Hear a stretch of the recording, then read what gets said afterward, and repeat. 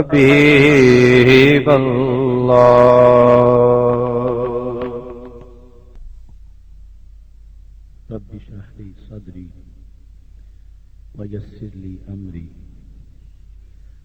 واحلل عقدة من لساني يفقه قولي. الحمد لله الذي شرفنا بحفلة الميلاد، والصلاة والسلام على حبيبه قرة العين والفؤاد، وعلى آله وأصحابه أجمعين. أما بعد، فأعوذ بالله من الشيطان الرجيم. بسم الله الرحمن الرحيم. يا أيها النبي إنا أرسلناك شاهدا. صدق الله العظيم وصدق رسوله النبي الكريم الأمين. إن الله وملائكته يصلون على النبي يا أيها الذين آمنوا صلوا عليه وسلموا تسليما. الصلاة والسلام عليك يا سيدي يا رسول الله وعلى آلك وأصحابك يا حبيب الله. مولاي صل وسلم دائما أبدا على حبيبك خير الخلق كلهم. هو الحبيب الذي ترجى شفاعته لكل هول من الأهوال مقتحم. يا أكرم الخلق مالي من ألوذ به سواك عند حلول الحادث العمم. رب صل وسلم دائما أبدا على حبيبك خير الخلق كلهم.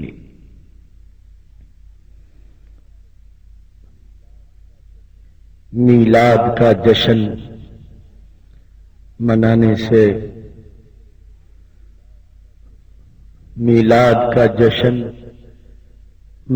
سے گھر رحمت سے بھر جاتا ہے، مسرور ہوائیں چلتی ہیں، ایمان کا علم لہراتا ہے. جب یاد میں ان کی اشکوں سے آنکھوں کے کٹورے بھرتے ہیں، جب یاد میں ان کی اشکوں سے آنکھوں کے کٹورے بھرتے ہیں، تب گنبد خضرا کی جانب دل عاشق کا جھک جاتا ہے. وہ پیدا ہوئے تو امت کی بخشش تھی پیش نظر ان کے. وہ پیدا ہوئے تو امت کی بخشش تھی پیش نظر ان کے. میلاد کا جشن منانے سے پھر منکر کیوں گھبراتا ہے؟ ہر ایک کو موت کی وادی میں بالآخر داخل ہونا ہے. ہر ایک کو موت کی وادی میں بالآخر داخل ہونا ہے. میں اس کے مقدر پہ صدقے جو طیبہ میں مر جاتا ہے. کب تیرے نگر کی گلیوں میں پلکوں پہ خاک سجاؤں گا. کب تیرے نگر کی گلیوں میں پلکوں پہ خاک سجاؤں گا. اس فکر مسلسل کا شعلہ آصف کو اب تڑپاتا ہے. اللہ تبارک و تعالی جل جلالہ وعم نوالہ واتم برہانہ وعظم شانہ کی حمد و ثنا اور حضور سرور کائنات مفخر موجودات زینت بزم کائنات دستگیر جہاں غم گسار زماں سید سروراں حامی بے کساں قائد المرسلین خاتم النبیین احمد مجتبی جناب محمد مصطفیٰ صلی اللہ علیہ وآلہ واصحابہ وبارک وسلم کے دربار گوہر بار میں ہدیہ درود و سلام عرض کرنے کے بعد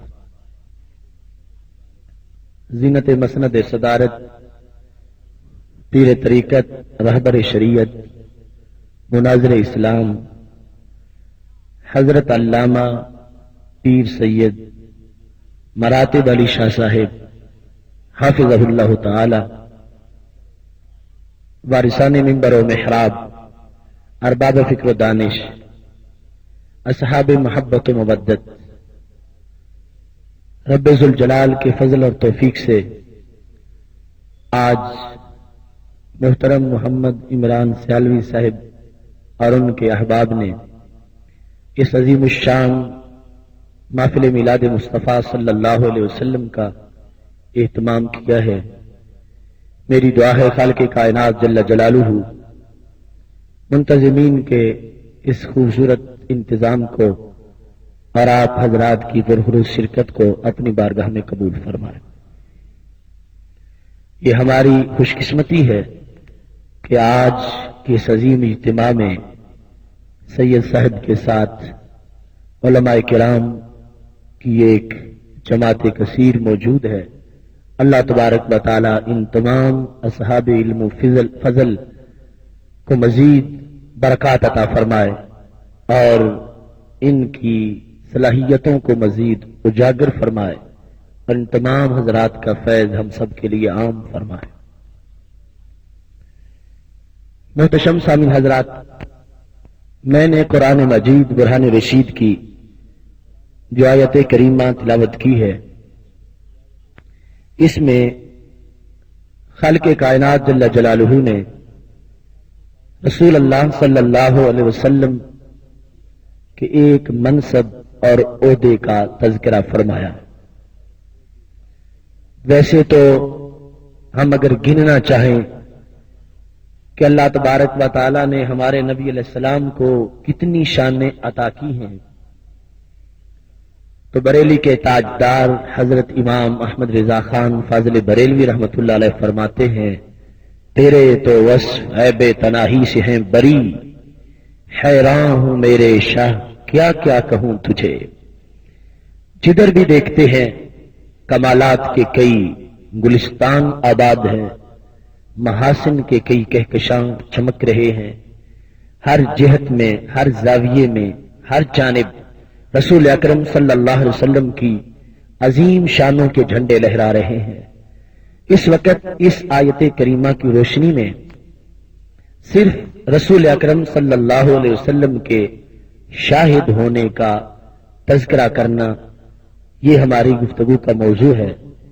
میری دعا ہے خالق کائنات جل جلالہ ہم سب کو قرآن و سنت کا فہم عطا فرمائے اور ہم سب کو قرآن و سنت کے ابلاغ و تبلیغ اور اس پر عمل کی توفیق عطا فرمائے۔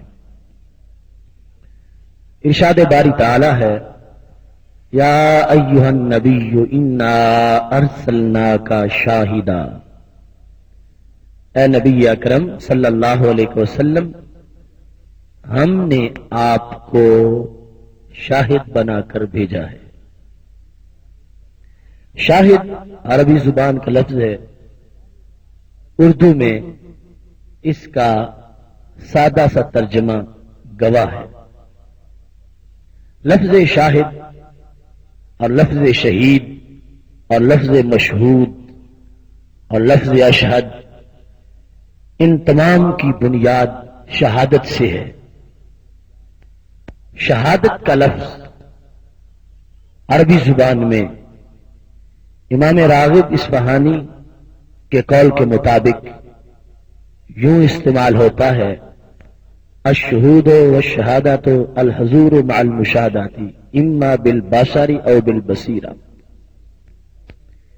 کہ شہادت یا شہود یہ ہے کہ بندہ جس کے بارے میں شہادت دے اس واقعہ کو بصر یا بصیرت سے دیکھ رہا ہو پاس موجود ہو تو پھر اس کو گواہ قرار دیا جائے گا.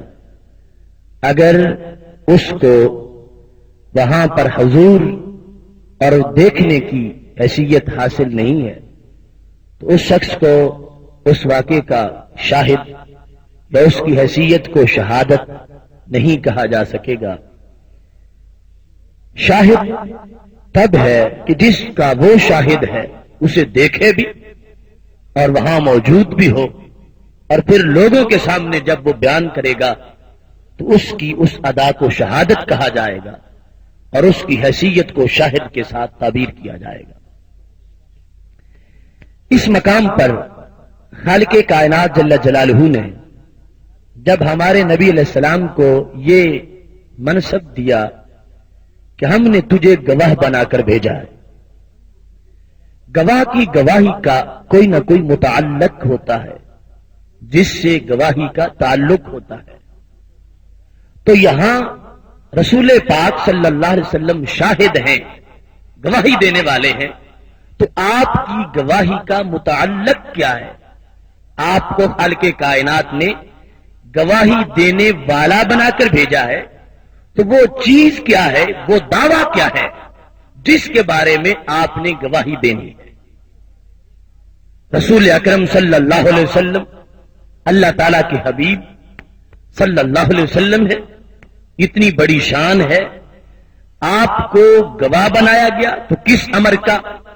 گواہ بنایا گیا تو کس چیز کا؟ گواہ بنایا گیا تو کس دعوے کا؟ گواہ بنایا گیا تو کس واقعے کا، کس حیثیت کا؟ قرآن مجید برہان رشید میں اس کا ذکر نہیں ہے.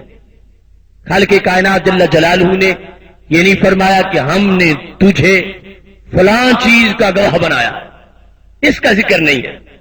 اور یہ بالاتفاق قانون ہے، خواہ اصول فقہ ہو، خواہ اصول حدیث ہو، خواہ اصول تفسیر ہو، المطلق یجری علی اطلاقہ، کہ جو مطلق ہے وہ اپنے اطلاق پر باقی رہے گا.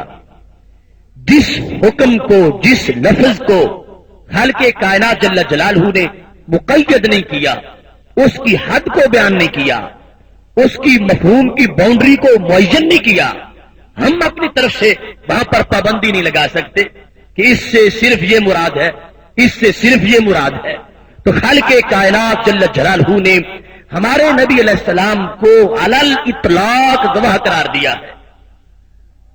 امام سلمی اس بات کی وضاحت کرتے ہوئے حقائق التفسیر میں کہتے ہیں، سب سے پہلے اس گواہی کا متعلق کہ جس کے بارے میں خالق فرما رہا ہے، لوگوں میرے نبی کی شان کو تو دیکھو، میں نے ان کو گواہ بنایا ہے.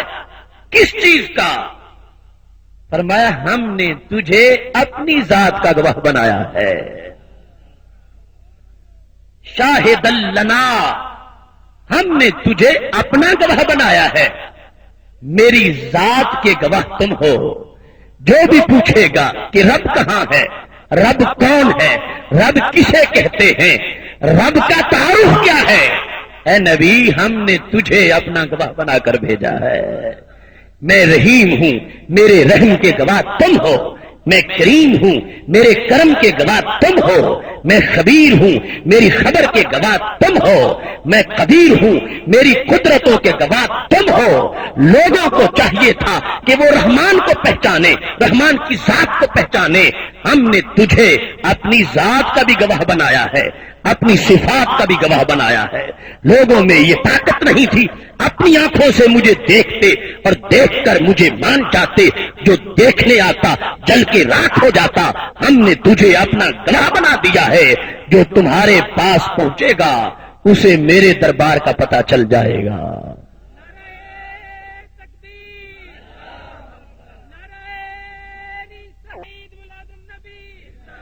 امام سلمی کہتے ہیں یشہدونک و یشہدوننا فیک، لوگ تجھے دیکھیں گے اور تجھے دیکھ کے مجھے دیکھیں گے.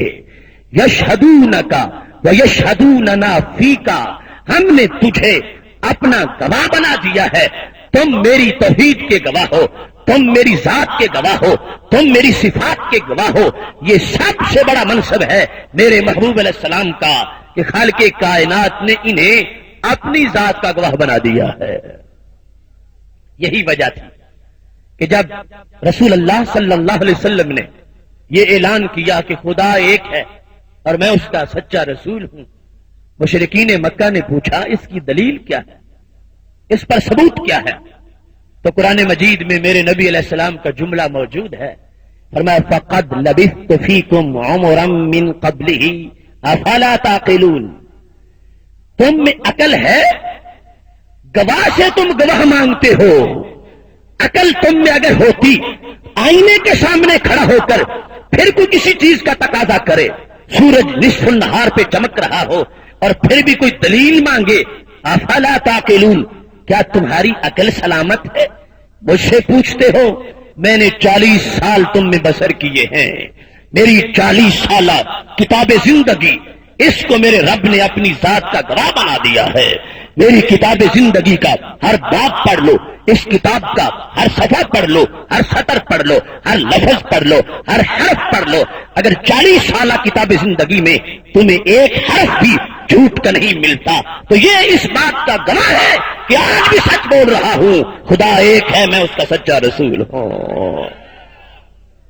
فَقَدْ لَبِثْتُ فِيكُمْ عُمُرًا مِّن قَبْلِهِ، میں نے تم میں زندگی گزاری ہے، میں کہیں باہر سے آ کے تو دعویٰ نہیں کر رہا، میری ولادت کا حسین منظر بھی تمہارے سامنے ہے، میرے بچپن کا تقدس ماحول بھی تمہارے سامنے ہے، میری ابھرتی جوانی جو تقوی کے سائے کے نیچے گزری وہ بھی تمہارے سامنے ہے، تم نے میری فراست کی قسمیں کھائی ہیں، تم میری طہارت کو خود بیان کرتے ہو، تم مجھے صادق بھی کہتے ہو، مجھے امین بھی کہتے ہو، یہ اللہ کے ایک ہونے کی دلیل ہے۔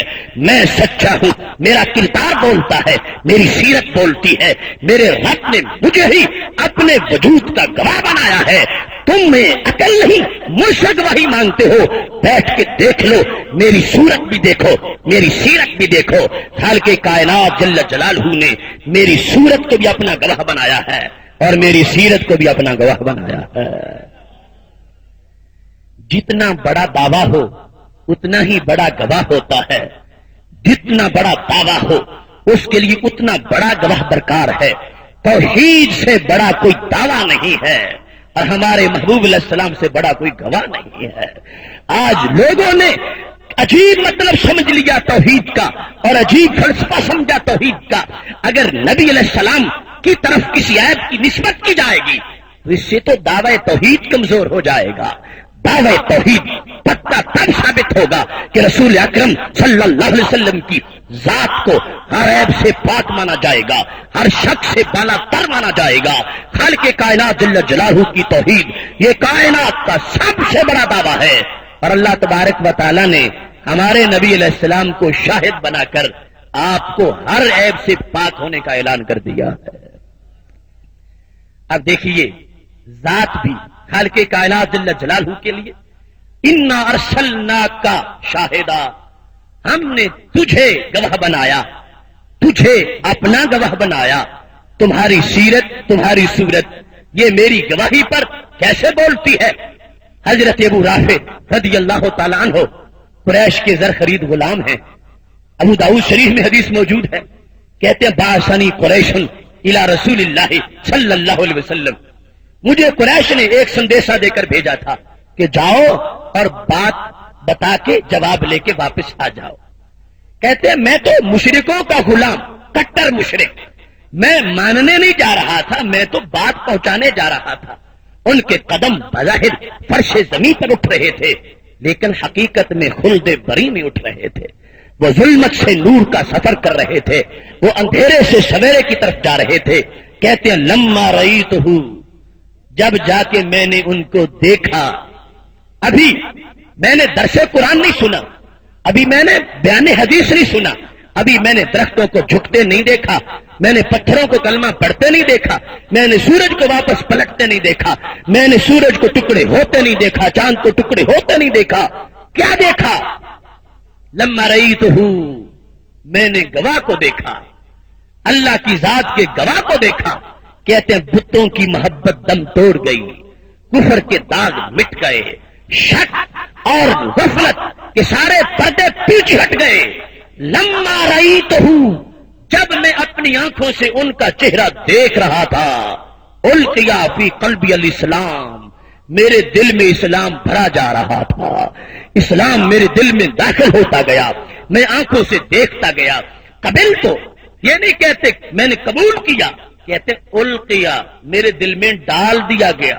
قبول کرنا میرا فعل ہے، ڈال دینے کا مطلب یہ ہے کہ میں تو مجبور ہو چکا تھا، اتنا نور تھا، اتنی تجلیاں تھیں، اتنی مہک تھی، اتنے اجالے تھے، میں رخ زیبا دیکھ رہا تھا، یہ اللہ کے جمال کا آئینہ تھا، اس کو دیکھتے ہی سارے شک دور ہو گئے۔ میں کیسے کہہ سکتا ہوں کہ میں نے قبول کیا؟ کہتے القیا فی قلبی الاسلام، میں محض دیکھتا جا رہا تھا، یہ شاہد کے جلوے تھے جو خود بخود دل میں داخل ہوتے جا رہے تھے۔ رخ جیسے آئینے میں مصور سجا ہوا، ماتھے کی ہر لکیر پہ قرآن لکھا ہوا، آواز جیسے نغمہ فطرت چھڑا ہوا، آغوش جیسے ہو درے کعبہ کھلا ہوا، کانپے جلال عرش مزاج حلیم سے، جنت کو رہ جائے قد مستقیم سے۔ یہ رسول اکرم صلی اللہ علیہ وسلم کا سراپا ہے، محبوب علیہ الصلوۃ والسلام کا چمکتا چہرہ ہے، جس کو دیکھتے ہی وہ تصور ملا دیکھنے والے کو، گواہ کی وہ گواہی مل گئی، اگرچہ خاموش بیٹھے ہیں۔ کئی سالہ کفر جو ابو رافع کے دل میں تھا دم توڑ گیا اور کہنے لگے واللہ لا ارجو الیہم ابدا، یا رسول اللہ صلی اللہ علیہ وسلم، مجھے میرے رب کی قسم ہے، آیا تو تھا واپس جانے کے لیے، اب کبھی بھی واپس نہیں جاؤں گا۔ گواہ کی گواہی دیکھو، آئے تھے تو واللات کہتے تھے، والعزیٰ کہتے تھے، محبوب علیہ السلام کو دیکھا ہے تو زبان پہ واللہ آ گیا ہے، لا ارجع الیہم، میں واپس نہیں جاؤں گا۔ قریش کی طرف تم مل گئے تو دولت کونین مل گئی، اٹھتے نہیں ہیں ہاتھ میرے اس دعا کے بعد، یا رسول اللہ صلی اللہ علیہ وسلم، آپ تک پہنچا ہوں تو رب کی ذات تک پہنچا ہوں، میں قریش کی طرف واپس نہیں جاؤں گا۔ میرے نبی علیہ السلام فرمانے لگے ایک بار تجھے ضرور بھیجوں گا، لوگ کہیں گے جو جاتا ہے اسے شاید رسیوں سے باندھ لیتے ہیں، تمہیں جس زلف کی محبت نے گرفتار کر لیا ہے، تم جہاں پہنچو گے پھر بھی میرے بن کے رہو گے، وہاں جا کے تمہیں چین نہیں آئے گا، تم واپس لوٹ کے یہیں آ جاؤ گے۔ یہ محبوب علیہ السلام کا وہ مقدس سراپا ہے جس کو خالق کائنات نے اپنی توحید کا گواہ بنا رکھا ہے۔ محتشم سامعین حضرات، اب دیکھیے جس وقت خالق کائنات جل جلالہ نے رسول اکرم صلی اللہ علیہ وسلم کو اپنی ذات کا گواہ بنا دیا، تو اس سے آج کے ہمارے سارے اختلافی مسائل حل ہو گئے۔ گواہ بنایا تو پھر گواہ کو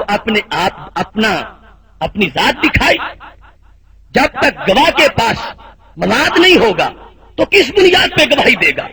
خالق کائنات جل جلالہ نے جب آپ کو رسول اکرم صلی اللہ علیہ وسلم کو اپنی ذات کا گواہ بنایا ہے تو وہ نور دکھایا ہے جو کسی کو نہیں دکھایا، وہ جلوہ دکھایا ہے جو کسی کے حصے میں نہیں آیا، وہ دیدار کرایا ہے جو کسی کو میسر ہی نہیں آیا۔ کس انداز کا دیدار ہے؟ حضرت جبریل علیہ السلام ایک دن کہہ رہے تھے یا رسول اللہ صلی اللہ علیہ وسلم دنوت من اللہ دنوبا ما دنوت منہ قط، مجھے اللہ نے وہ قرب دیا ہے جو کبھی بھی مجھے میسر نہیں آیا تھا۔ میرے نبی علیہ السلام نے پوچھا کیف کان یا جبریل، جبریل بتاؤ تو صحیح تمہارا ریکارڈ قرب کیا ہے جو اللہ نے تمہیں دیا اور تم نے اللہ کو قریب ہو کے دیکھا اور گفتگو کی، وہ کیا معاملہ تھا؟ کہنے لگے کان بینی و بینہ 70,000 حجاب من نور، مجھے رب نے وہ قرب دیا کہ صرف 70,000 نور کے پردے درمیان میں باقی تھے، 70,000 پردے صرف رہ گئے۔ یہ ایک مرتبہ ایسے ہوا، نہ پہلے نہ بعد میں، 70,000 پردے درمیان میں تھے اور میں اپنے رب سے گفتگو کر رہا تھا۔ یہ جبریل علیہ السلام کی رسائی ہے، لیکن جن کو گواہ بنایا ہے ان کا مقام اور ہے۔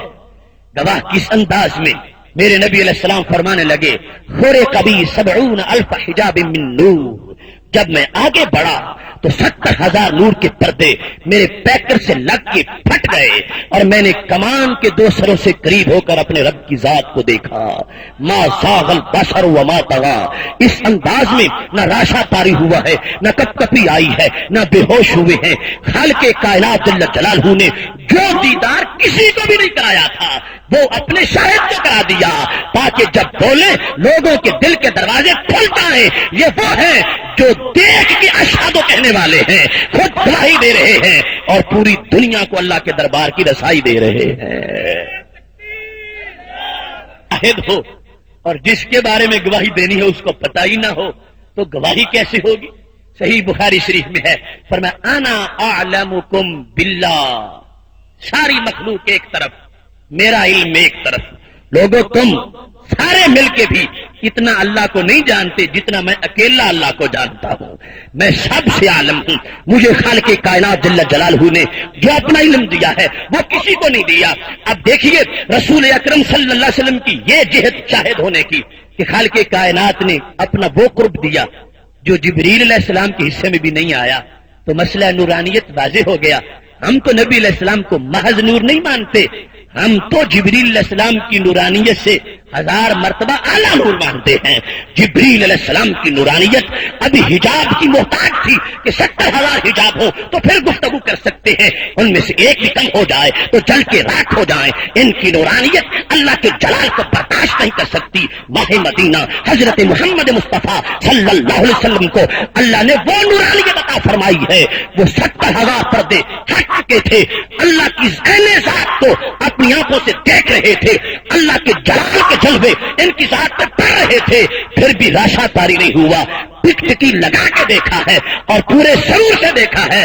اس بات نے اس بات کو واضح کر دیا کہ خالق کائنات نے وہ نور اپنے نبی کو دیا ہے اور اس نور سے ان کو پیدا کیا ہے جس نور سے اور کسی چیز کو پیدا نہیں کیا گیا. ابتدان تخلیق کا اصل وہ نور ہے، آگے تجلیاں ہے جو سورج میں ہو اور چاند میں ہو اور کائنات کے ہر نظارے میں ہو اور لوح قلم میں اور عرش کے لحاظ سے وہ ساری بات کی حیثیت ہے. جو اصل نورانیت ہے وہ میرے نبی علیہ السلام کی نورانیت ہے کہ جب اللہ کی ذات بے حجاب تھی تو پھر بھی شاہد بے ہوش نہیں ہوئے. ادھر سے گواہی لی ہے، ادھر بندوں میں تقسیم کر دی ہے. اسی کے ساتھ ہی علم غیب والا مسئلہ بھی حل ہو گیا. کس طرح؟ جب نبی علیہ السلام کے بارے میں یہ ماننا پڑے گا انا اعلمکم باللہ، میں تم سب سے زیادہ اللہ کو جانتا ہوں. جو اللہ کو جانے اور اللہ کی مخلوق اس سے چھپی رہے تو اللہ کے جاننے کا فائدہ کیا ہوگا؟ اللہ تعالی کی ذات کو بے حجاب دیکھ لینا یہی اس بات کی دلیل ہے. جس آنکھ کی وسعت اتنی ہے اس نے خدا کو بھی دیکھ لیا تو دنیا کی کوئی چیز تو چھپ ہی نہیں سکتی. انا اعلمکم باللہ، کوئی خالق کو تو جانے مخلوق کو نہ جانے، یہ کیسے ہو سکتا؟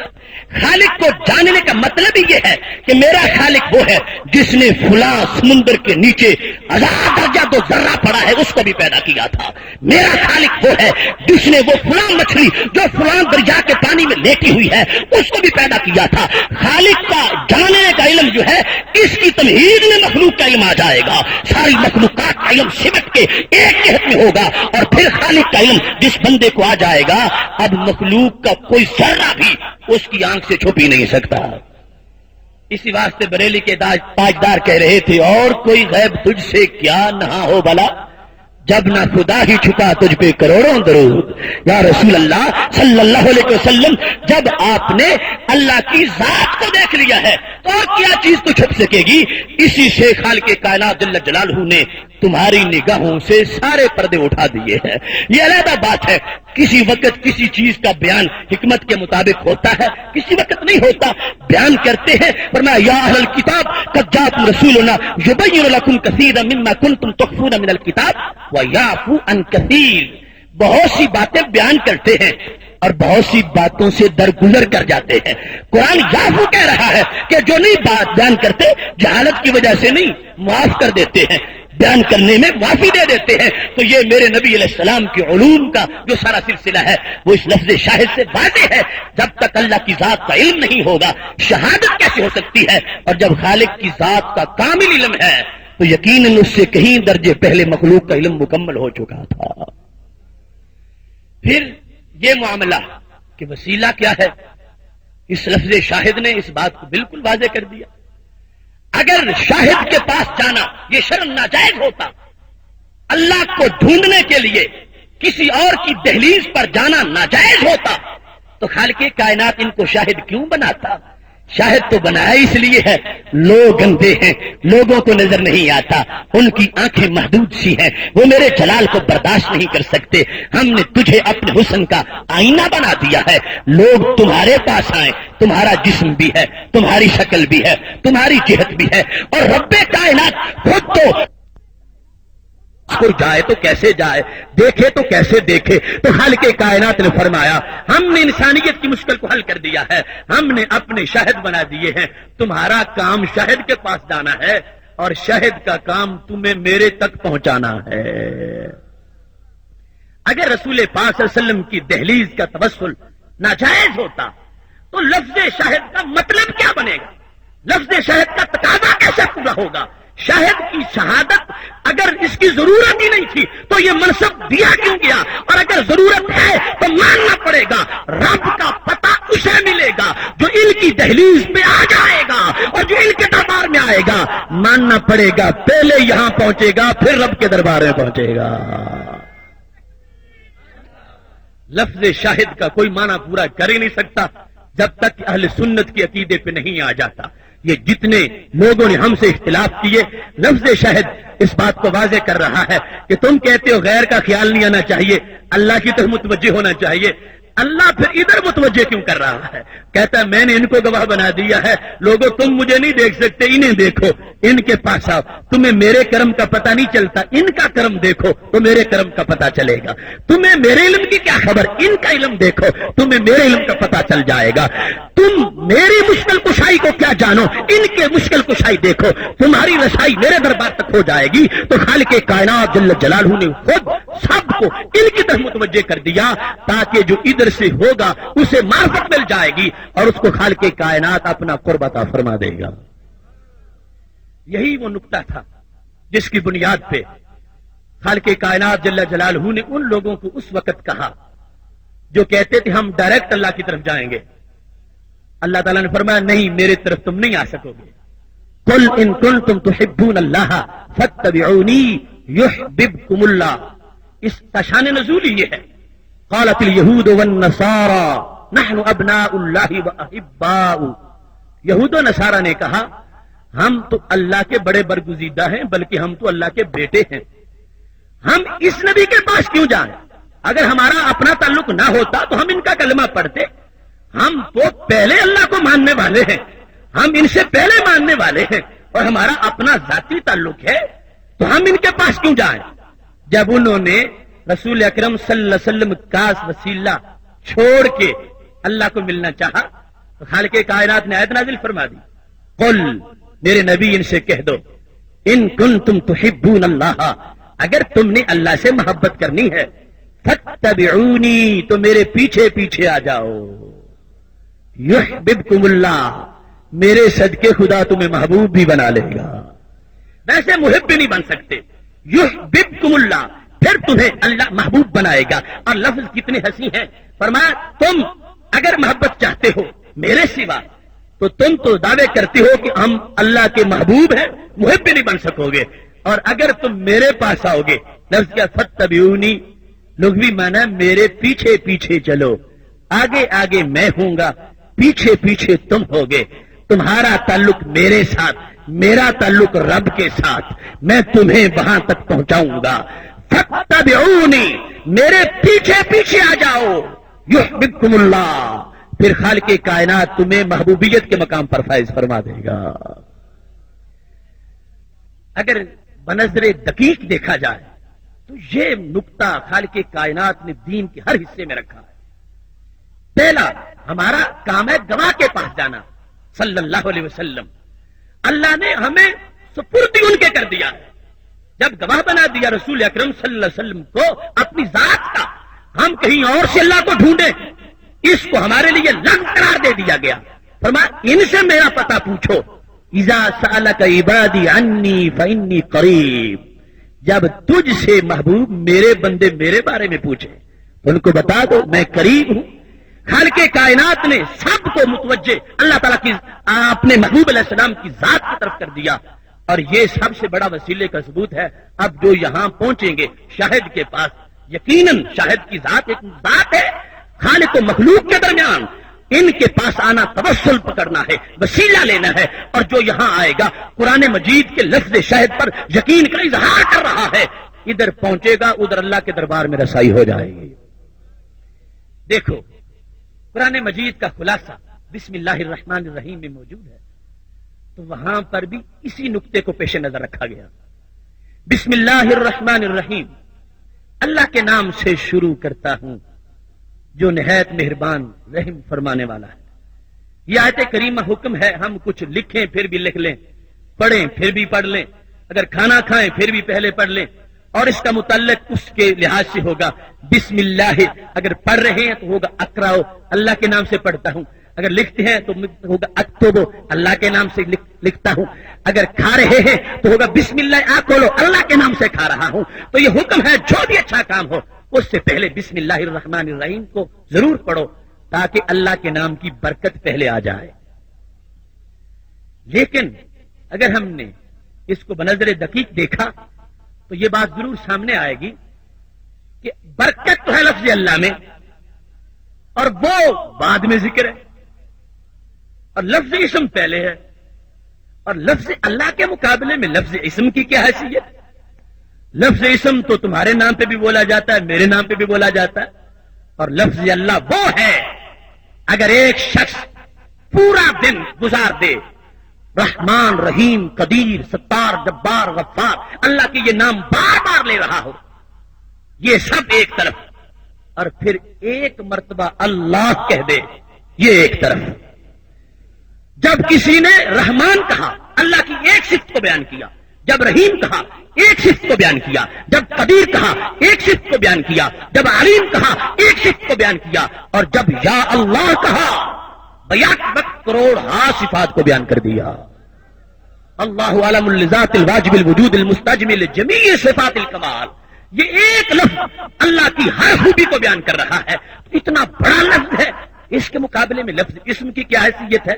تو چاہیے تھا آغاز پھر لفظ اللہ سے ہوتا، لیکن لفظ اللہ سے آغاز نہیں ہے، اس سے تیرے اسم موجود ہے اللہ الرحمن الرحیم، ایسا نہیں بسم اللہ الرحمن الرحیم، لفظ اللہ سے پہلے اسم کا لفظ ذکر کر دیا ہے۔ تو آخر وجہ کیا؟ جب مقصود ہے کہ ہر چیز سے پہلے لفظ اللہ ہو، تو لفظ اللہ سے پہلے لفظ اسم، یہ تو اللہ کے ناموں میں سے کوئی نام نہیں ہے، عام لفظ ہے بظاہر، تو خالق کائنات جل جلالہ نے اپنی ذات سے پہلے اسم جلالت سے پہلے لفظ اسم کو ذکر کیوں فرمایا ہے؟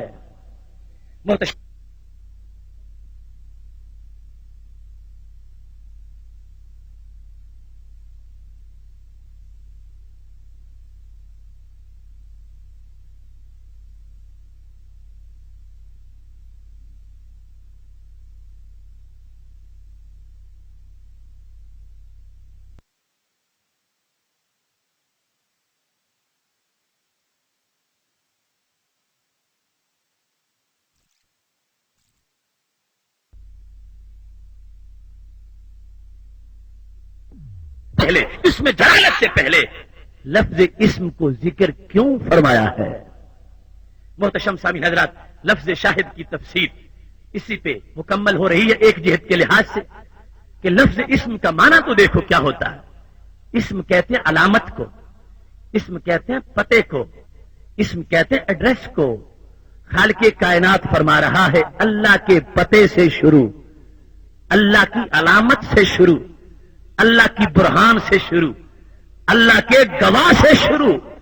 بسم اللہ، خالق کائنات نے لفظ اللہ سے پہلے اپنے گواہ کا ذکر کیا کہ مخلوق کی رسائی بہراست مجھ تک نہیں ہو سکتی تو میرے اسم کے جلال تک بھی نہیں ہو سکتی، اس سے پہلے اپنی اس گواہ کو ذکر کروں گا جن کا چہرہ دیکھنے میں تو چہرہ مصطفیٰ ہے، نظر آنے میں جلوائے خدا ہے۔ جو ترتیب تھی مخلوق کے لحاظ سے اس کو پیش نظر رکھا گیا۔ اللہ تو توسل کا محتاج نہیں، اللہ تو وسیلے کا محتاج نہیں، اس کو کوئی حاجت نہیں، حاجت ہے مخلوق کو۔ یہ پہنچے گی تو کیسے پہنچے گی؟ اللہ نے احسان فرمایا اور میں نے پہنچنے کا پتہ خود ہی پہلے بتا دیا ہے۔ بسم اللہ، اللہ کی علامت، اللہ کے پتے، اللہ کی برہان، اللہ کی دلیل سے میں شروع کرتا ہوں۔ لہذا اس بندے نے براہ راست اپنے آپ کو بارگاہ نبوت سے منسلک کر لیا، اور بارگاہ نبوت کتنا بلند مقام ہے اس بارگاہ کا، جو یہاں پہنچتا ہے اگرچہ کافری ہو، ضدی اور ہٹ دھرم نہ ہو، اللہ اس کو اپنے دربار میں قبول کر لیتا ہے۔ بسم اللہ میں با حرف ہے، اسم جو ہے وہ اسم ہے، حرف نہ مسند ہوتا ہے نہ مسند الیہ ہوتا ہے، تو با میں ساری مخلوق چھپی ہوئی ہے، یہ بیچاری محتاج ہی محتاج ہے، درمیان میں اسم ہے، آگے اللہ ہے، یہ اسم شاہد ہے سارے با کے لیے۔ با کے ساتھ اس کو اتنا پیار ہے کہ اس نے اپنا پہلا حرف بھی ختم کیا ہوا ہے تلفظ کے لحاظ سے۔ بسم اللہ اصل میں اسم تھا، وہ حمزہ گرا اور آگے میں ادھر انہوں نے مخلوق کو اپنا پیار دیا، ادھر خالق نے انہیں اپنے ساتھ ملا لیا۔ بسم اللہ، اللہ اس میں جلالت ہے، وہاں بھی حمزہ گرا ہوا ہے۔ بسم اللہ، بریلی کے تاجدار سے پوچھا تو کہنے لگے ادھر مخلوق میں شاغل، ادھر اللہ سے واصل، خواص اس برزخ کبرا میں ہے حرف مشدد کا، یہ سب سے بڑا برزخ ہے۔ دونوں طرح کی صفتیں برزخ میں موجود ہوتی ہیں، مخلوق والی بھی ہیں، خالق والی بھی ہیں، ادھر سے فیض حاصل کرتے جاتے ہیں اور ادھر مخلوق میں اس فیض کو تقسیم کرتے جاتے ہیں۔ بسم اللہ، خالق کائنات جل جلالہ نے وہی مطلب جو قل ان کنتم تحبون اللہ فاتبعونی یحببکم اللہ میں تھا، اس کو یہاں بھی واضح کر دیا ہے۔ شاہد کے پاس ہمیں پہلے جانا ہوگا اور شاہد سے ہم اللہ کے دربار تک پہنچیں گے۔ خالق کائنات نے اپنے کلام کی سمری کے اندر بھی اس چیز کو واضح کر دیا تاکہ انہیں کوئی میرا غیر نہ سمجھا جائے، ان کو میں نے تمہارے لیے اتنا لازم کر دیا ہے، جو پہلے ان کا بنے گا پھر میں اس کو اپنا بناؤں گا۔ اگر دیکھیں تو مقام تشہد جو نماز میں ہے اس میں بھی یہی نکتہ، ایک ہے نماز کا قیام اور ایک ہے نماز کا تشہد، ان دونوں کی ترتیب میں فرق ہے۔ جب قیام تھا تو کیا صورتحال تھی؟ ہم فاتحہ پڑھ رہے تھے تو خطاب اللہ کی ذات سے تھا، ایاک نعبد و ایاک نستعین، تیری ہی عبادت کرتے ہیں اور تجھ سے ہی حقیقی مدد چاہتے ہیں، اہدنا الصراط المستقیم، تو ہمیں سیدھے رستے پہ چلا دے۔ اگرچہ آغاز غیب سے تھا، اللہ الرحمن الرحیم مالک یوم الدین، یہ ساری گفتگو غیب سے تھی، لیکن جب صفتیں بیان ہوتی ہیں پردے ہٹ جاتے ہیں۔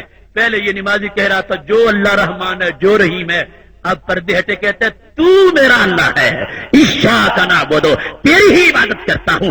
یہ صفتوں سے تعارف بڑھ جاتا ہے، حجاب اٹھ گیا ہے، اب براہ راست گفتگو اس نے اللہ سے شروع کر دی ہے۔ لیکن مقام تشہد کیا ہے؟ اور تشہد کوئی عام کسی کا بنایا ہوا نہیں ہے، صحیح بخاری شریف میں ہے، حضرت عبداللہ بن مسعود رضی اللہ تعالیٰ عنہ، یہ تشہد جو ہم نماز میں پڑھتے ہیں، التحیات للہ والصلوات والطیبات السلام علیک ایھا النبی، یہ تشہد جو ہے کہتے ہیں علمنی رسول اللہ صلی اللہ علیہ وسلم وکفی بین کفیہ، مجھے رسول اللہ صلی اللہ علیہ وسلم نے یہ تشہد جب پڑھایا تھا تو اس انداز میں کہ میرا ہاتھ آپ کے دونوں ہاتھوں کے درمیان تھا، اور مجھے سورت قرآن کی طرح اس تشہد کی میرے نبی علیہ السلام نے تبلیغ کی اور تعلیم دی ہے۔ اب یہ تشہد بڑا خاص ہے، آیت قرآن کی طرح ہے من وجہ۔ اس تشہد کا انداز دیکھو، کیونکہ یہ مقام گواہی ہے تو کیسے شروع ہوا؟ التحیات للہ والصلوات والطیبات، تمام قولی مالی بدنی عبادتیں کس کے لیے؟ اللہ کے لیے۔ توجہ کرنا، لفظ اللہ السلام علیک ایھا النبی، سلام ہو تجھ پہ اے نبی صلی اللہ علیہ وسلم۔ حالانکہ عربی زبان کا جو یہاں انداز چل رہا ہے اس کا تقاضا یہ تھا کہ یوں کہا جاتا التحیات للہ والصلوات والطیبات السلام علیہ، السلام علیہ یا السلام علی رسولہ، کہ پہلے لفظ اللہ کا ذکر ہے کہ ساری قولی مالی عبادتیں اللہ کے لیے ہیں اور سلام اللہ کے رسول پر ہے صلی اللہ علیہ وسلم. السلام علی رسول ہی، یہ اسلوب تھا. پیچھے غیر سے بات ہو رہی تھی. ساری عبادتیں اللہ کی ہیں اور سلام اللہ کے رسول علیہ السلام پر ہے، لیکن یہ طریقہ نہیں ہے. پہلے غیب سے بات ہے پھر مخاطب ہو رہا ہے السلام علیکہ، یا پھر پہلے بھی بدل جاتا، یوں ہوتا التحیات لک، ساری قولی عبادتیں تیرے لیے ہیں اللہ. وہاں التحیات للہ، جب وہاں اللہ کا نہیں ہے تو پھر السلام علیکہ بھی نہیں ہونا چاہیے تھا، ہونا چاہیے تھا السلام علی رسول ہی. پہلے غیب ہے تو یہاں بھی غیب ہوتا. پہلے غیب ہے تشہد کہ اللہ سے، کہ وہ اللہ اور سلام و تجھ پہ ہے نبی. یہاں خطاب کیوں آ گیا ہے؟ فتح الباری میں ابن حجر اسقلانی نے نہایت خوبصورت بات کی ہے. فرمانے لگے اصل میں ان کا جو مفہوم ہے وہ، اور اس کے ساتھ میں نے اپنی توضیحات کو شامل کیا. وہ کہتے ہیں کہ جب بندہ اللہ کے دربار میں حاضر تھا تو اس کو یہ خیال آیا کہ میں اللہ سے ہم کلام ہو رہا ہوں، مجھے یہ رتبہ کیسے مل سکتا تھا؟ یہ کرم تو میرے آقا کا ہے صلی اللہ علیہ وسلم. اذن الحبیب فی حرم الحبیب حاضر، اس نے دیکھا کہ اللہ کے دربار میں تو سرکار موجود ہیں. محبوب علیہ الصلوۃ والسلام کو وہاں موجود سمجھ کے یہ متوجہ ہو گیا ہے. اور چونکہ مقام تشہد ہے، مقام ہے گواہی دینے کا. ہم خود تو اللہ کو دیکھ ہی نہیں سکتے تو گواہی کیسے دے سکتے ہیں؟ اشہد بولنا بڑا مشکل ہے تو سرکار کی ذات نے بولنا آسان کر دیا. وہ خود دیکھ رہے ہیں. ایک ہے وہ جو چاند کو خود دیکھے اور ایک ہے جو دیکھے ہوئے سے گواہی لے لے. ہم نے خود نہیں دیکھا لیکن دیکھنے والے جو ہیں ان کی گواہی ہم تک پہنچی ہے. تو یہ مقام تشہد ہے. جب تک گواہ کو سامنے نہیں رکھیں گے اللہ کے دربار میں حاضری کیسے ہو سکے گی؟ لہذا السلام علیکہ ایھا النبی، یہ اس بات میں اقرار کیا جا رہا ہے اے حضرت گواہ صلی اللہ علیہ وسلم، ہم تمہارے پاس پہنچ گئے ہیں، ہمیں اللہ کے دربار میں پہنچا دیجئے. السلام علیکہ ایھا النبی ورحمۃ اللہ وبرکاتہ. علیکہ سے خطاب چونکہ مقام تشہد ہے. ایاک نعبد، وہ قیام تھا اس وقت براہ راست اللہ تبارک و تعالیٰ کے سامنے اپنے عجز کو پیش کرنا چاہتا تھا. اب یہاں پہ ضروری ہو گیا ہے کہ گواہی دو اس بات پر اور اشہدو کہو، اللہ کی توحید کو بیان کرو، نبی علیہ السلام کی رسالت کو بیان کرو. تو اس شہادت کا جو منصب ہے اس لحاظ سے جن کی گواہی سے ہمیں اشہدو کہنا آیا ہے، اگر ان کو سامنے نہیں رکھیں گے تو بات کیسے بنے گی؟ اس واسطے یہ طریقہ بیان کیا گیا. اب کہو السلام علیکہ ایھا النبی رحمت اللہ وبرکاتہ. یہ مقام تشہد ہے. اس واسطے محبوب علیہ السلام کو خطاب کی ضمیر سے پکارا جا رہا ہے. محتشم سامعین حضرات، رسول اکرم صلی اللہ علیہ وسلم کے اختیارات کا تذکرہ بھی یہاں آ گیا. اگر شاہد کے پاس جو آئے اسے کچھ ملے ہی نہیں تو شاہد کو شاہد بنانے کی ضرورت کیا ہے؟ یہ دنیا کی نعمتیں تو مختصر سی ہیں، جہنم کے شعلے بڑے تیز ہیں. جہنم کے شعلوں سے نکال کے کسی کو جنت کا وارث بنانا، اس سے بڑی مشکل کشائی اور کیا ہو سکتی ہے؟ تو شاہد اتنا بڑا مشکل کشا ہے، اگر آ کے کوئی ایک مرتبہ عادل مزاجی سے دیکھ لے پکا جہنمی ہو، شاہد مشکل کشائی کر کے اس کو جنتی بنا دیں گے. جامع ترمذی میں یہ حدیث شریف موجود ہے کہ جب حضرت عبداللہ بن سلام رضی اللہ تعالیٰ عنہ آئے، پکے یہودی تھے، کٹر یہودی تھے، سکالر تھے یہودیوں کے. کہتے ہیں قادم النبی صلی اللہ علیہ وسلم المدینہ جئت فلما تبینت وجہہ عرفت ان وجہہ لیس بوجہ کذاب. کہ جب نبی علیہ السلام مدینہ شریف ہجرت کر کے آئے، میں صرف دیکھنے آیا، ماننے نہیں آیا. ان کا خیال ہوگا کہ میں یہودیت کا علمبردار ہوں، یہ نیا دین لے کے آئے ہیں، کل ہمارا مناظرہ ہوگا، میں دیکھ تو آؤں کہ بیٹھتے کیسے ہیں، بولتے کیسے ہیں، علم کیسا ہے، زور استدلال کتنا ہے. کہتے ہیں میں تو یہ دیکھنے آیا تھا، لیکن کیا ہوا؟ لما تبینت وجہہ، میں نے جب پہلی بار چہرہ مبارک دیکھا، پہلی بار عرفت، تو مجھے یقین ہو گیا ان وجہہ لیس بوجہ کذاب. اتنا خوبصورت نورانی چہرہ کسی جھوٹے انسان کا نہیں ہو سکتا. دیکھتا گیا، یہودیت دم توڑ گئی. یہ شاہد ہے کہ جن کی ایک تجلی जहन्नमियों को जन्नती बनाती है। जिनके खामोश चेहरे की तजल्ली की इतनी बड़ी मुश्किल कुशाई हो, उनके उठे हुए हाथ की मुश्किल कुशाई का आलम क्या होगा। खालिक़े कायनात जल्ल जलालहू ने इस मुश्किल कुशाई को यूं बयान किया है, अलिफ लाम रा किताबुन अंज़लनाहु इलैका लितुख़रिजन नास मिनज़्ज़ुलुमाति इलन-नूर। हमने तुझे भेजा और किताब नाजिल की, मकसद यह था कि तुम मुश्किल कुशाई करो, हाजत रवाई करो, लितुख़रिजन नास, ताकि आप लोगों को निकालें कहां से, मिनज़्ज़ुलुमात, अंधेरों से, इलन-नूर, रोशनी की तरफ, जहन्नम से जन्नत की तरफ। मैं कहता हूं किस लिहाज से वो लोग कुरान दानी के दावे करते हैं।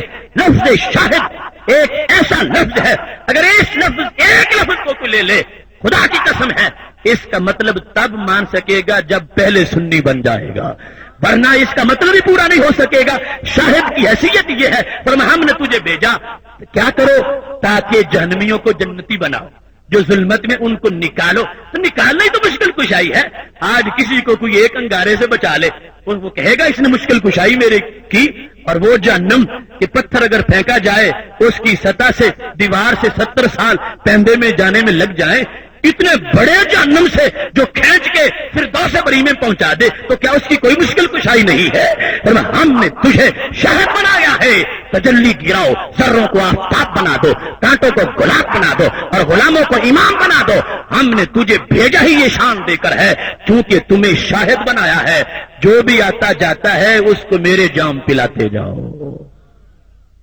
मोहतरम सामीन हजरात, ये एक जिहत है, और इसमें यशहदूनका व यशहदूनना फीका वला यशहदुका इल्ला मन अस्सर फीहि नज़रुका। इमाम सुल्लमी कहते हैं ये नहीं हो सकता कि जो भी देखने आए देख ले, आखिर अल्लाह ताला के हबीब, इनको हर कोई देख ले। और नहीं, शर्त लगाई गई है और उमूम रखा गया कि अगर और ना देखेंगे तो वो मोमिन कैसे होंगे। उमूम रखा गया कि और भी देखें, मगर सिर्फ वो कि जो हासिद ना हो, हट धर्म ना हो, अगरचे काफिर हो, मगर बुग़्ज़ ना हो। अबू जहल कोशिश करता रहा, जिंदगी भर देख ना सका। अबू राफे आए, अगरचे बुत परस्त थे, मगर सरकार उनको नजर आ गए। जो जिंदगी भर बुग़्ज़ में रहा, कुरान मजीद कहता है, तराहुम यंज़ुरूना इलैका वहुम ला युबसिरून। हजरत मुल्ला अली कारी रहमतुल्लाह अलैह ने इसका माना यह किया, तराहुम, ऐ नबी सल्लल्लाहु अलैहि वसल्लम, आप उन काफिरों को देखते हो, यंज़ुरूना इलैका, कि वो तुम्हारी तरफ आंखें खोले हुए हैं, वहुम ला युबसिरून, वो तुम्हें तकते तो हैं मगर आप उनको नजर नहीं आते। देखना और चीज है, नजर आना और चीज है। देखने को नजर आना लाजिम नहीं है कि जिसे देखा जाए वो नजर भी आ जाए जरूरी तौर पर। कभी आता है, कभी नहीं आता। तुम कहते हो मैंने चांद देखा मगर मुझे चांद नजर नहीं आया, और कभी कहते हो मैंने चांद देखा मुझे चांद नजर आ गया। तो पता चला कि देखने के बाद दो किस्में बनती हैं। कभी तो वो चीज जिसको देखा जा रहा है वो नजर आ जाती है, और कभी नजर नहीं आती। तो खालिक़े कायनात फरमा रहा है, तराहुम यंज़ुरूना इलैका, नज़रा यंज़ुरू, आंखें खोल के ये मुतवज्जे होना है। फरमाया वो तुम्हारी तरफ आंखें फाड़ते हैं, तुम्हें देखें, वहुम ला युबसिरून, मगर तुम्हें देख नहीं सकते, तुम उनको नजर नहीं आते। जो हासिद काफिर हैं, बुग़्ज़ और हसद से भरे हुए हैं, वो टकरे मारते रहे, उनको मोहम्मद रसूलुल्लाह नहीं मोहम्मद बिन अब्दुल्लाह ही नजर आते रहे। और हजरत मोहम्मद मुस्तफा सल्लल्लाहु अलैहि वसल्लम को खालिक़े कायनात ने वो शान दी है। अभी तो एक पर्दा उठा था, बाकी सारे हिजाब थे। अल्लाह के हबीब हैं और वो हुस्न अल्लाह ही के लिए है। एक पर्दा उठा था। कुर्तुबी कहते लम यज़ुर तमाम हुस्न ही सल्लल्लाहु अलैहि वसल्लम व इल्ला लमा अताक़त आयुन सहाबत अन नज़रा इलैहि। हमारे नबी अलैहि सलाम का हुस्न बेहिजाब हुआ ही नहीं। अगर हो जाता तो कौन था जो एक मर्तबा देख सकता? कोई भी ना देख सकता। जो आता जल के राख हो जाता। तो फिर कोई सिद्दीक न बनता, कोई फारूक न बनता। मकसद था फैज पहुंचाना, तो हुस्न को पर्दों में रखा गया। ये एक पर्दा उठा है, कहीं रूमी तड़पते हैं, कहीं जामी तड़पते हैं, कहीं बोसीरी तड़पते हैं, कहीं गजाली तड़पते हैं। तो ये रसूल पाक सल्लल्लाहु अलैहि वसल्लम की शान है। जिसने देखा अदालत से, अगरचे काफिर था, محبوب علیہ السلام اس کو نظر آ گئے اور یہ گواہ تک پہنچ گیا. یہ شخص جو ہی پہنچتا گیا اللہ تبارک و تعالیٰ نے اس کو اپنا دربار عطا فرما دیا. شاہد کو دیکھنا اس کی بھی بڑی سعادت ہے. شاہد کے آمنے سامنے آ جانا، ہم تک تو بالواسطہ وہ شہادت پہنچی. فرق کیا ہے ہم میں اور صحابہ کرام علیہم رضوان میں جو کروڑوں درجات کے لحاظ سے ہے؟ فرق اتنا بڑا ہے.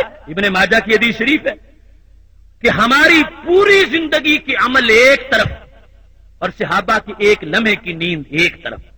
لمنام احدہم ساعۃ خیر من عمل احدکم عمرہ. تہجد، روزہ، نماز، جہاد، صدقات سارے ہمارے ایک پلڑے میں اور صحابی کی ایک لمحے کی نیند ایک پلڑے میں. وہ نیند والا پلڑا بھاری ہو جائے گا. جہاد، نمازیں وہ تو اپنی جگہ.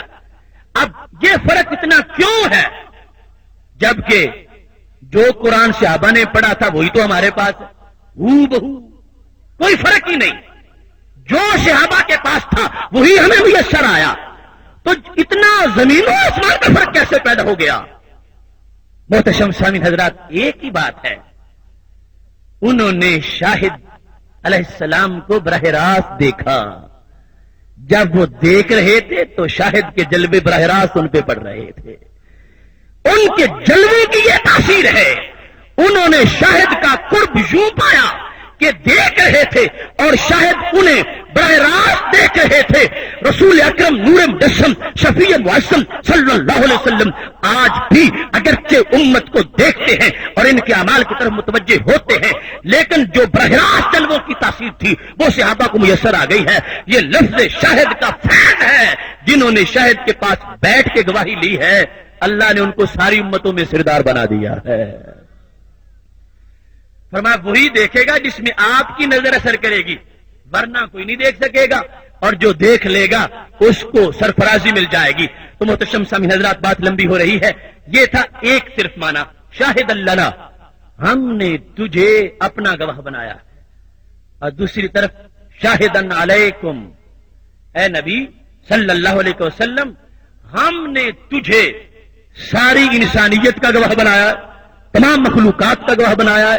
شاہدن علیہم، ساری مخلوقات کا، سارے بندوں کا، جتنے بھی لوگ ہیں سب کا گواہ بنایا ہے. اب گواہ کا مطلب کیسے پورا ہوگا کہ ساری مخلوق آپ کے پاس حاضر ہے اور آپ اس کے ناظر ہیں. وہ گواہی کا تقاضا یوں پورا ہو رہا ہے. خالق کائنات فرماتا ہے فَكَيْفَ إِذَا جِئْنَا مِن كُلِّ أُمَّةٍ بِشَهِيدٍ وَجِئْنَا بِكَ عَلَى هَؤُلَاءِ شَهِيدًا. ہم ہر امت میں سے ایک گواہ رکھیں گے، ایک گواہ لیں گے، اور اے نبی ہم نے تو تجھے ساری امتوں کا گواہ بنایا ہے. اللہ ہؤلاء شہیدا، یہ ہے دوسرا معنی علیہم کے لحاظ سے کہ خالق کائنات جل جلالہ فرما رہا ہے یہ یونیورسل گواہی ہے، یہ عالمگیر گواہی ہے، یہ آفاقی گواہی ہے. حضرت موسیٰ علیہ السلام صرف اپنی امت کے گواہ ہیں، حضرت عیسیٰ علیہ السلام صرف اپنی امت کے گواہ ہیں، اور پھر ان کو بھی ضرورت پڑے گی تو وہ آپ کی گواہی کی طرف محتاج ہوں گے. اللہ ہؤلاء شہیدا، پوری مخلوقات کو ہم نے آپ کے لیے یوں رکھا ہے، دیکھتے بھی ہو، پہچانتے بھی ہو. جس کو بھی جہاں ضرورت پڑے گی ہے خلیل اللہ کو حاجت رسول اللہ کی، جب گواہی کی ضرورت پڑے گی تو میرے نبی علیہ السلام کی گواہی سے انبیاء کے بیڑے پار ہو جائیں گے. محتشم سامعین حضرات، یہ پہلو بڑا تفصیل طلب ہے اور میں اس وقت اس کو چھیڑنا نہیں چاہتا، گفتگو کافی ہو گئی. اس میں صرف ایک حدیث شریف آپ کے سامنے عرض کرنا چاہتا ہوں کہ رسول اکرم صلی اللہ علیہ وسلم حضرت معاذ بن جبل رضی اللہ تعالیٰ عنہ کو یمن کا قاضی بنا کے بھیج رہے تھے، اور کیا حسین منظر تھا. معاذ راکب ورسول اللہ صلی اللہ علیہ وسلم یمشی تحت راحلتہ، یوں سی ہے. حضرت معاذ تو سواری پہ سوار تھے اور تمام رسولوں کے قائد اور عرش کے مہمان حضرت محمد مصطفیٰ صلی اللہ علیہ وسلم ساتھ پیدل چلتے جا رہے تھے اور اپنے غلام کو نصیحتیں کر رہے تھے کہ یمن میں کام یوں چلانا ہے، فیصلے یوں کرنے ہیں، انتظام یوں چلانا ہے. جب چلتے چلتے ثنیۃ الوداع تک پہنچے، وہ پہاڑی جہاں مہمانوں کو رخصت کر دیا جاتا تھا، تو میرے نبی علیہ السلام نے عجیب بات کہہ دی. فرمانے لگے اے معاذ لعلک عسى اللہ تلقانی بعد عامی ھذا، ہو سکتا ہے تیری میری اب ملاقات نہ ہو، اب تو جب واپس آئے گا تو میری قبر کے پاس سے گزرے گا، میرے منبر کے پاس سے گزرے گا. حضرت معاذ بن جبل رضی اللہ تعالیٰ عنہ نے جب یہ لفظ سنے فبکا معاذ جشا، زور زور سے رونا شروع کر دیا. یا رسول اللہ صلی اللہ علیہ وسلم، اگر ایسا مسئلہ آ جائے گا، ہماری ہمیشہ کی جدائی ہو جائے گی، آپ کا وصال مبارک ہو جائے گا، تو پھر مجھے تو یمن نہ بھیجو. ہم نے سب کچھ چھوڑا تھا اس مسکراتے چہرے کو دیکھنے کے لیے. اگر جدائی کا وقت آ گیا ہے تو مجھے پاس رہنے دو، ورنہ ہمیشہ یہ صدمہ مجھے کاٹتا رہے گا. میں کیسے زندہ رہوں گا؟ میں کیسے اپنی ان حسرتوں کو ختم کروں گا؟ حضرت معاذ رضی اللہ تعالیٰ عنہ جب رو رہے تھے تو رسول اکرم صلی اللہ علیہ وسلم کی آنکھوں میں بھی آنسو آ گئے. آپ نے اپنا چہرہ مدینہ شریف کی طرف پھیر لیا. حکمت یہ تھی، اگر معاذ نے میرے آنسو بھی دیکھ لیے تو پھر تو جانا مزید مشکل ہو جائے گا. چہرہ پھیر کے مدینہ شریف کی طرف کر لیا اور قیامت تک کے عاشقوں کو مجدہ جانفزا سنا دیا. خلاصہ یہ ہے، معاذ کیوں روتے ہو؟ وہ اور ہیں جو دور ہو کے دور ہوتے ہیں، ہم دور ہو کے بھی قریب رہتے ہیں. ان اول الناس بی المتقون من کانو حیث کانو. اے معاذ یاد رکھو، میرا جو بھی امتی ہے، من بھی عموم کے لیے، حیث بھی عموم کے لیے. من کانو جو بھی ہو، چھوٹا ہو بڑا ہو، عربی ہو اجمی ہو، حجازی ہو، یمنی ہو، کوفی ہو، بصری ہو، پاکستانی ہو، ہندوستانی ہو. من کانو آج کا ہو، 15ویں صدی کا ہو. من کانو ہے سو کانو، میرے قریب ہو یا دنیا کے آخری کنارے پر ہو.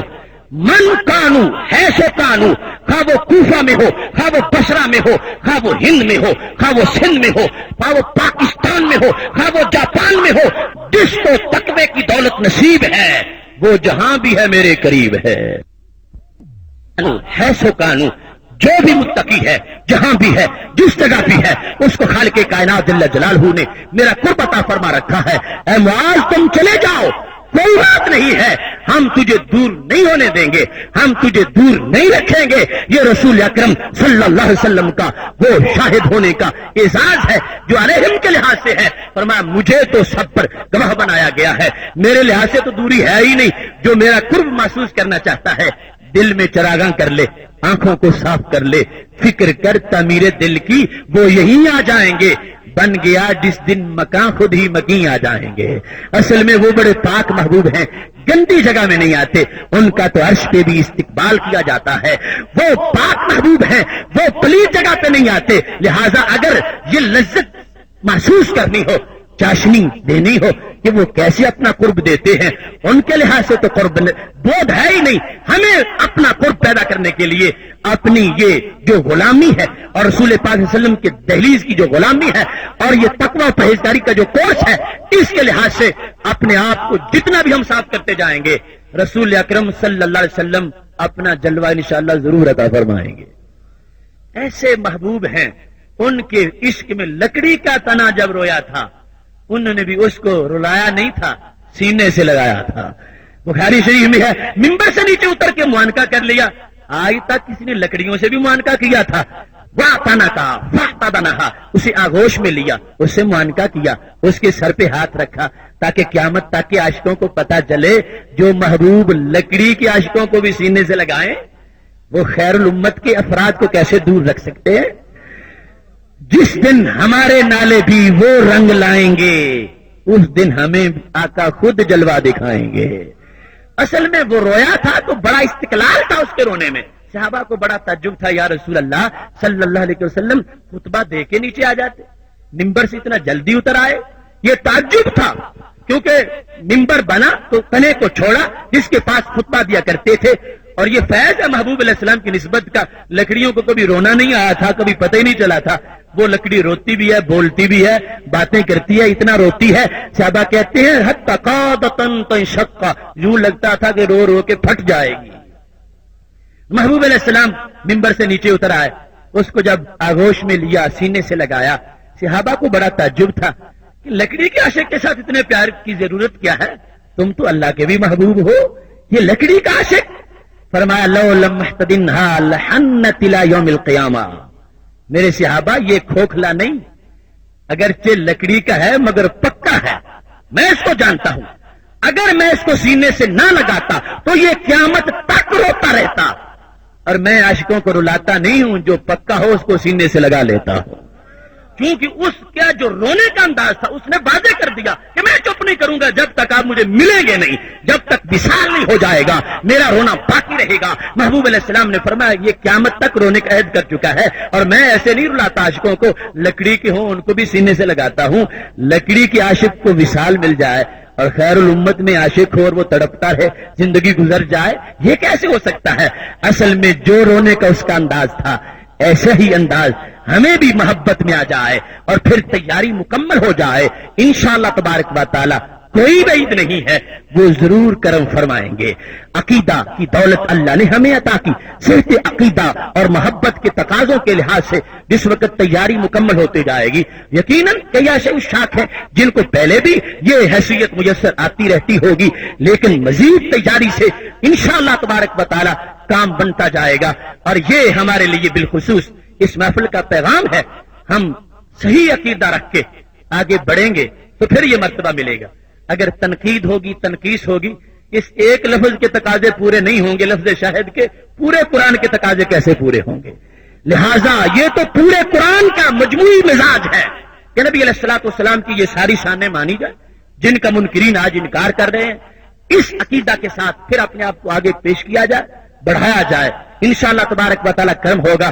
اور یہ عقیدہ جس پر ہم موجود ہیں پوری کائنات کا ہے، اس واسطے میں تو ببانگ دہل کہتا ہوں یہ زمین بھی سنی ہے، وہ آسمان بھی سنی ہے، جلوہ خورشید سنی، کہکشاں بھی سنی ہے، قطرہ شبنم بھی سنی، باغباں بھی سنی ہے، لفظ کی تاثیر سنی، داستان بھی سنی ہے، مایا ملت بھی سنی، نگہباں بھی سنی ہے۔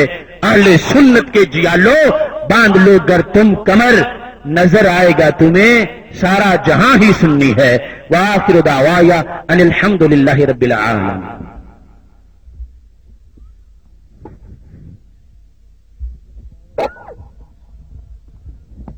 مصطفیٰ جان رحمت پہلا کو سلام، شمع